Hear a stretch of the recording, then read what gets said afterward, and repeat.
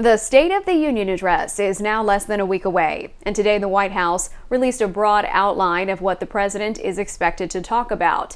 This just a day after the president tried to shore up support for what could be his most challenging issue, immigration. Doug Luzader has more from Washington.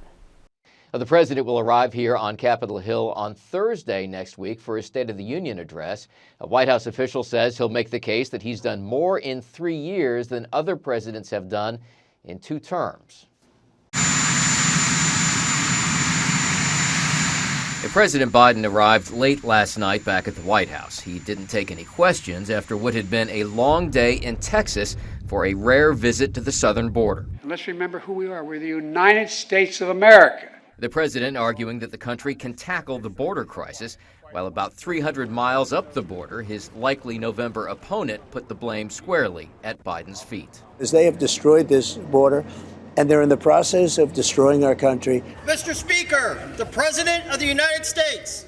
The president is just days away from his next State of the Union address. The White House this morning outlined some of his themes, largely focused on economic issues, and there was no mention of immigration.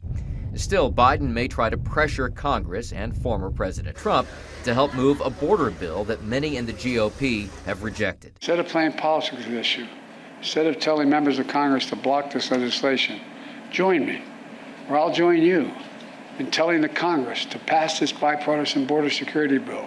We can do it together. The bill is passed. One thing Congress did do was avert a partial government shutdown yesterday that could have happened tonight. That buys lawmakers about another week before we could once again see the return of these signs. The State of the Union address will also be something of a campaign event. The White House says the president will say that there's much more to come in a second term.